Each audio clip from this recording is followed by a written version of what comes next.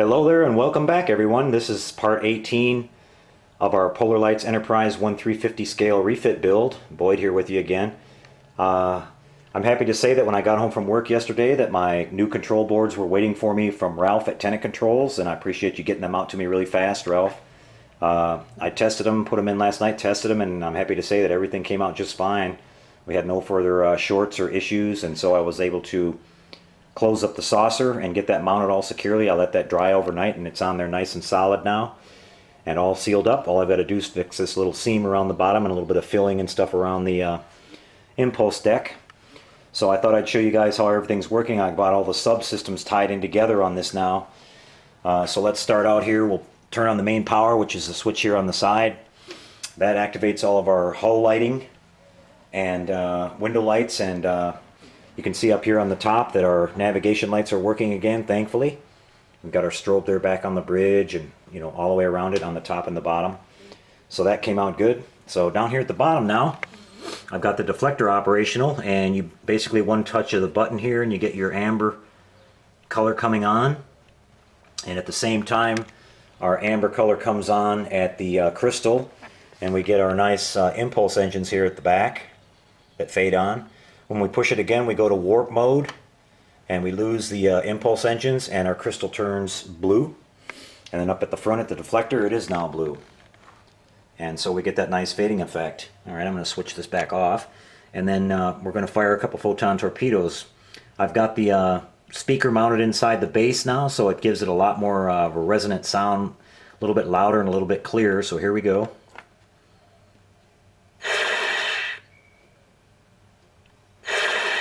And I know you guys want to see that once more, so here we go.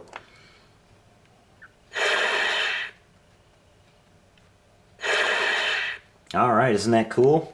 So that worked out really good. We've also got our little thrusters wired in now and lighted. I've still got to go back and put the little covers on those, and then I've got to put the decaling work that matches the strong back here on the outer edge of the deflector housing, but I'll do that at the very end. It's not even glued on yet. And down here at the belly, you can see that we've got our strobe that matches the one up there by the bridge working. People have asked me about the strobe lights on this. For the motion picture version of the Enterprise, this light and the one at the top, I can show you that, those were not flashing. They later changed those to flashing. I think it was either Star Trek 2 or Star Trek 3. But on the original refit, they did not flash, so I've got those just steady on. And here at the bottom, you can see our navigation lights flashing and stuff. And we did some more work here at the planetary sensor, so it's lit up all the way around now. We've got the forward floodlight effect, lighting on the sides, and then I added the lights here at the rear, which in the low light it lights up that Enterprise word there really, really nice. So all that's working really good, and I'm really happy. We're ready to go here. What I'm going to do today, I'll show you.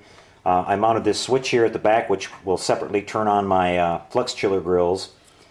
But I've tested out all this wiring here to make sure that they activate with the switches like they're supposed to, and we're getting power to everything on both sides, and we're good to go. So we're going to be heading over to the bench here in a minute and testing out actually assembling our warp engine nacelles. And a lot of you guys have asked me questions about how I've wired them and how I did the lighting in them, and we'll show you some of that and talk about those a little bit. And then we're going to start painting them and putting them together, and hopefully by the end of today we'll have a lot of that done. My goal is to have those fully assembled today and the primary paint laid down on them, the flux chiller grills installed, and get my seam work done on them. And then tomorrow when I get up, I'm going to start doing all the Aztec painting on them, and we'll get them ready to be put on. So hopefully by tomorrow evening I'll be able to mount the engines on this. Then it'll really start looking like the Enterprise. So alright guys, I'm going to change over to the tripod here, and we're going to set you up and show you the work on the nacelles over on the workbench. So we'll see you there. Be right back. Okay everybody, so here we are set up on the bench and we're working on the nacelles, and I'll talk to you a little bit about what I've been doing here.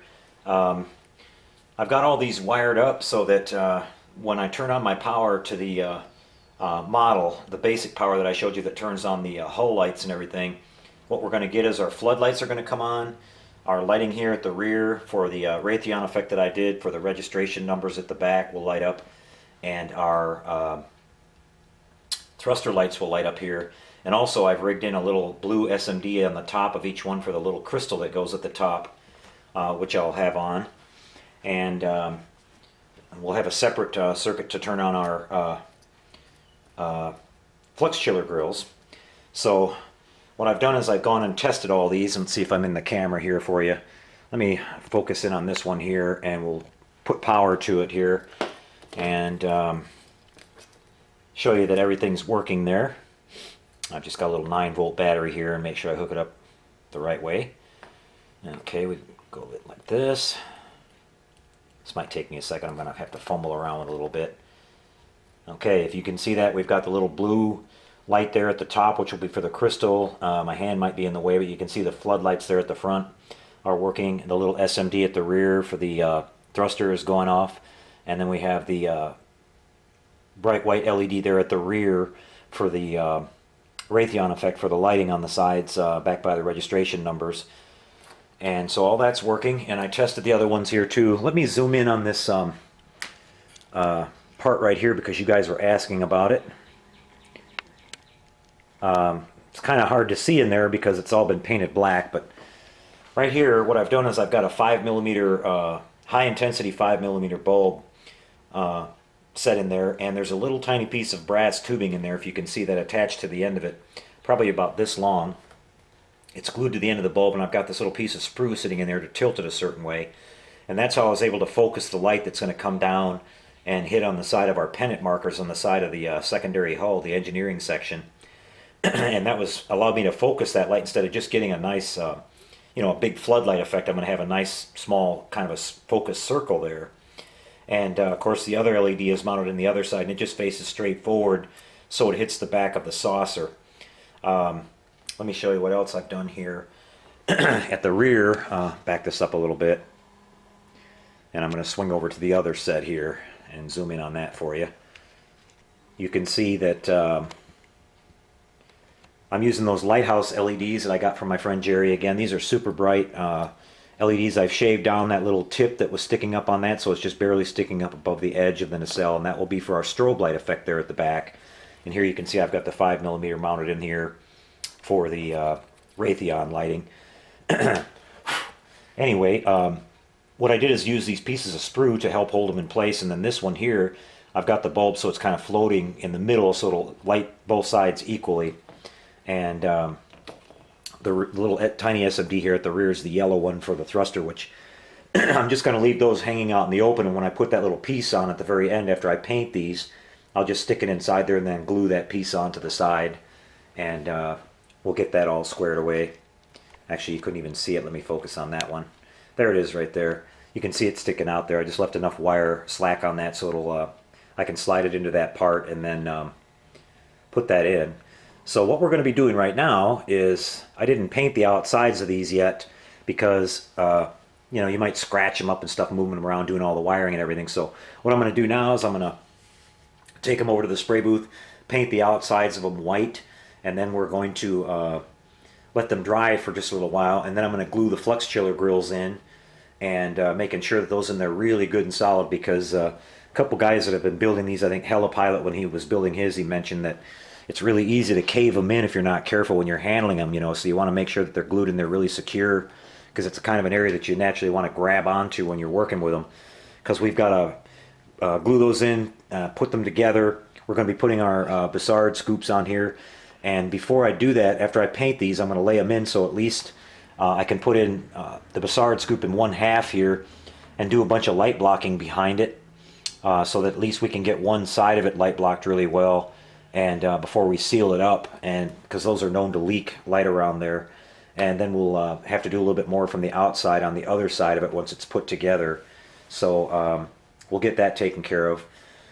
And then we'll be ready to start doing the detail painting. I'm going to paint the flux chiller grills, the Bussard collector details. I've got those masked and ready to spray. I'll put those in, and then when we put it together, we'll already be painted. So all we've got to do is paint the duck egg blue around the tips and paint these areas here. And once those are all sealed up, we'll be able to go in and start doing our Aztec painting on that. So what I'm going to do now is head over to the spray booth and get these painted, and I'll be back and show you an update of that. So we'll see you in just a few minutes. A few seconds, actually. Alright there guys, I'm back, and you can see that I've got the nacelle put together. Now I made it out of the spray booth. I've got them, both of them painted up real pretty. They came out nice and clean. And I've got the flux chiller grills installed in there now. I used a combination of cement and hot glue to glue those in, so they're never going to go anywhere. They're in there nice and solid. And so now they're just glued together and they're drying. I've got them all masked up there, holding them together nice and tight. And after a couple hours here, I'll come back out this evening and start sanding them down and filling all the seams and light leaks on them. And so things are looking really good. Let me plug it in for you here so you can see how the lighting looks. And you guys will remember that from way back at the beginning of the video build series, the chiller grills that I showed you. And they turned out really nice. They're lighting up nice and purple like I was hoping. Nice and clean looking. So that worked out really well. I'll pull back here a little bit and show you the rest of the lighting that we've got going on this. We've got our, of course, the grills are lighting up nice, and then we've got here our floodlights at the front, and one of them is pointing straight ahead at the back of the saucer edge, and this one here is angled down to point right at the pennant on the side of the secondary hull. And once these are mounted on, I'll show you how that looks. That's a really nice effect. Up here at the top we have the SMD mounted in there, the little blue one for the crystal. And on the other side here you can see we've got the other yellow SMD that'll go inside that little thruster port once I put that on. So that's really good. Our little beacon light here won't light here until I connect that to the model, which is connected to the board, and that will flash. So I've tested all the circuits. Everything is working good. We shouldn't have any issues. So again, I'll let this dry for a little while and things will be looking pretty good. Let me turn the light out here for you, and you can see the lighting in that in darkness. And again, this darn camera doesn't like it too well when I look at bright items, but I wanted to show you the little piece of tape is overhanging that there in the back. But there's the Raytheon effect that will light up on the registration numbers at the tail, so that's going to come through for us really nice. And so I couldn't be happier with that. Let's take a look at the floodlights here, and you can see that you can almost see that little spot that's that I've got coming out of that one already, where it's shining down there and giving a nice pinpoint of light. So that's really good. Everything's going to be just fine on this. So again, I'll be back tomorrow with another video showing an update on it and the work I get done tonight and tomorrow. And we'll hopefully be getting really close to getting this thing wrapped up here and at least get them on the model, and probably only have some of that those little detailed decals that go over the model left to do, and that'll take a day or an evening to do. There's a lot of them. I wanted to show you something real quick. While I was out here working, my wife said a package was delivered, and I ordered Paul Olson's book, Creating the Enterprise. I told you guys earlier that I had read the ebook, was fascinated with it, decided to order the hard copy. This is one of 15 of the first edition that Paul has personally signed and dated, and I'm really happy to have that. It's a great book, and Paul's had a fascinating career, and I mean, it's the guy that painted the Enterprise. I mean, this is an instant treasured keepsake that I'll keep in my Star Trek collection for a long time. Really pleased to get that. So if you guys haven't read his book, and you're into this stuff at all, his ebook is available, and I think he's going to have a second edition of the book, the hardcover book, coming out fairly soon that you could probably order. So okay guys, well that's going to be a wrap for this one. I'll be back again, like I said, tomorrow. We'll have another update for you and show you some more progress here. So take care, happy modeling, and we'll see you next time, everyone.